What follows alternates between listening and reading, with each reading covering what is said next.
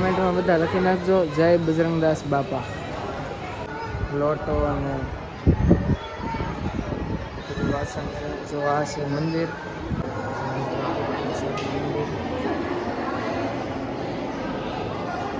સ્વાગત છે નવા વ્લોગમાં. કેમ છો બધા? મજામાં આવતી પેલા બધાને જય મંગલમાં, જય રામપીર, જય બાબા સીતારામ.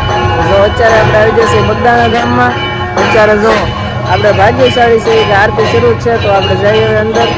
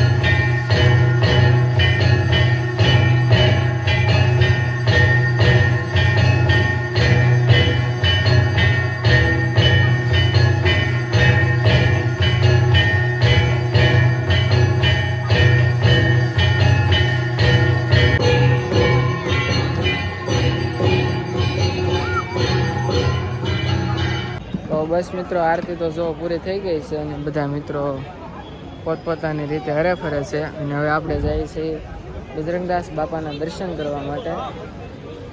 જો આરતી હતી ત્યારે અહીંયા કેટલું પબ્લિક બેઠું હતું, ત્યારે બધા દર્શન કરવાવાળા ભાઈઓ બહેનો છે.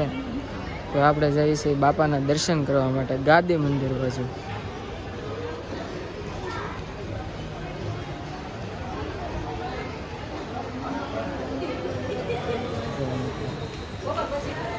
કોમેન્ટમાં બધા લખી નાખજો જય બજરંગદાસ બાપા. તો બસ મિત્રો, આપણે બજરંગદાસ બાપાના ગાદી મંદિરના દર્શન કરી લીધા. હવે હું તમને સમાધિ મંદિરના દર્શન કરાવું જોવો. તો હવે અત્યારે આપણે જઈએ છીએ બજરંગદાસ બાપાની જે સમાધિ સ્થળ છે ત્યાં. જો મિત્રો, આ રીતના છે બજરંગદાસ બાપાનું સમાધિ મંદિર. જો મિત્રો, અહીંયા છે ને બજરંગદાસ બાપાની જે પહેલાંની વસ્તુ હોય છે એ બધી હોય છે. જો તાંબાના બધા વાસણ છે, લોટો અને વાસણ છે. જો આ છે મંદિર. આ ઓરડો છે ને મિત્રો હમણાં બનેલો છે અત્યારે.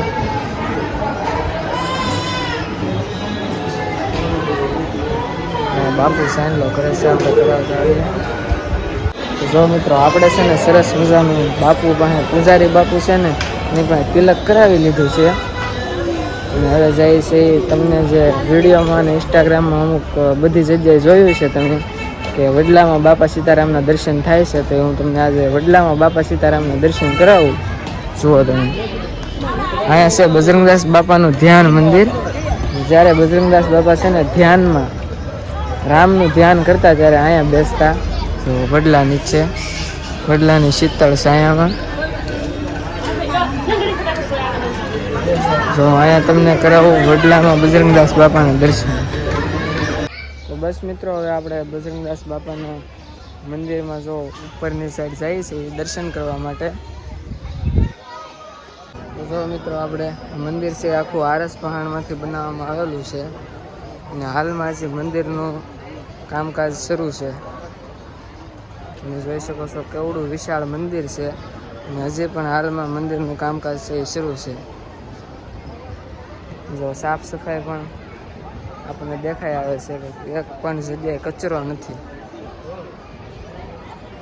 જો મિત્રો, આ રીતના છે અંદરના ઓરડાનું ભાગ. બાપા સીતારામનું દર્શન કરી લે અને કોમેન્ટમાં જય બજરંગદાસ બાપા લખી નાખજો.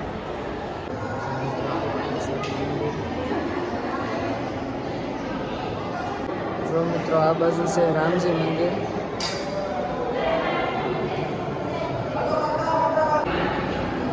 જો મિત્રો, આ રીતના બધા ભાવિ ભક્તો હોય છે એ દર્શન કરવા માટે આવતા રહે છે.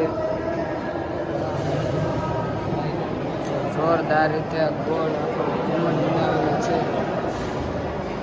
પોતાની કામ કરીને. જો મિત્રો સામેની સાઈડ છે એ મોટું ભોજનશાળા છે, ભોજનાલય. જો આ રીતના આટલી ઊંચાઈ ઉપર બાપા સીતારામનું મંદિર આવેલું છે.